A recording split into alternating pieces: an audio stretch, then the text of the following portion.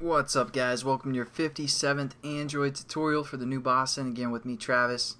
And what we're going to do in this tutorial is basically access at least our checkbox preference within one of our classes, which will be your splash activity.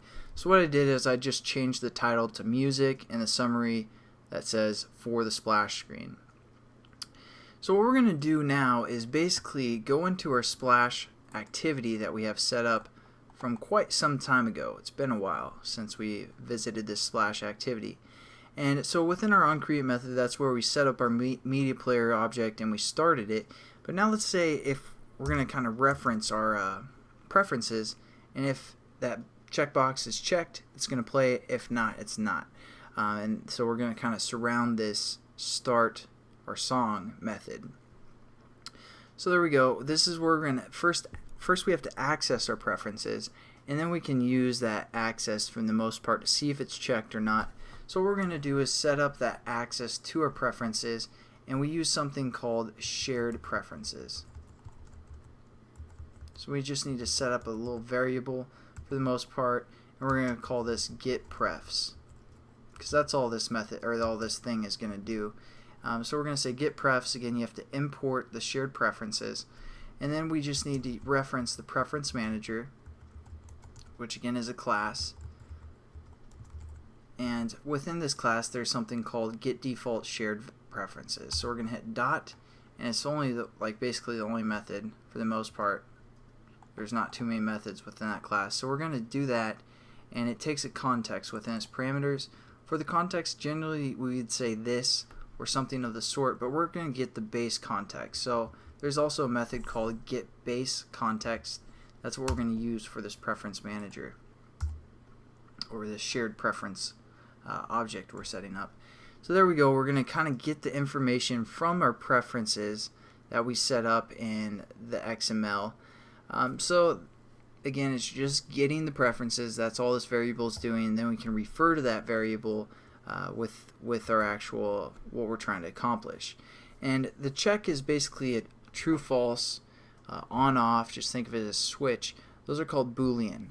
So we're going to set up a Boolean variable that is going to determine whether that check box is on or off, or true or false. So we're going to say music, something like that. We're just checking if the music is allowed or not. And what we're going to set this equal to is our variable that we just set up, which basically got all of our preferences. Right here, again, our shared preferences. So we're going to say shared preferences dot, and we have values like get Boolean, get string, get int, get long, all that good stuff. But we're going to use get Boolean because again the checkbox is a true false statement for the most part. And again, we have to access our key.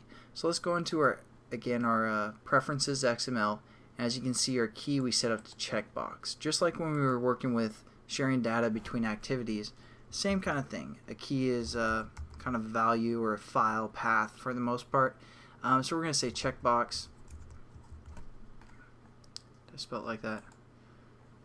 Yeah, checkbox right there. And there we go. That's our key for the most part. And this second parameter, again, if you guys ever get confused with something, you can hover over it and kind of gives you some details. Again, this is the name of the preference to retrieve. The key is. The default value just returns if the preference has not been set for the most part, if it doesn't exist.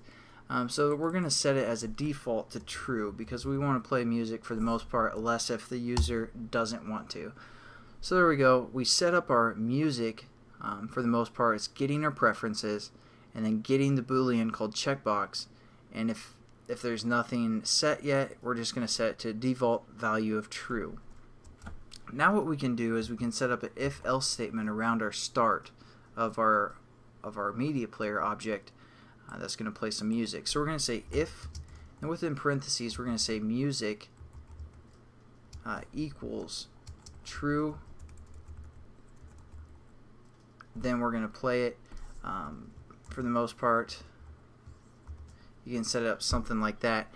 Then again, if our checkbox is clicked, if that will mean it's set to true, and then it's going to play our song. If it doesn't, it's going to skip over this whole line because, you know, this is false, so it's going to skip with whatever is in those brackets.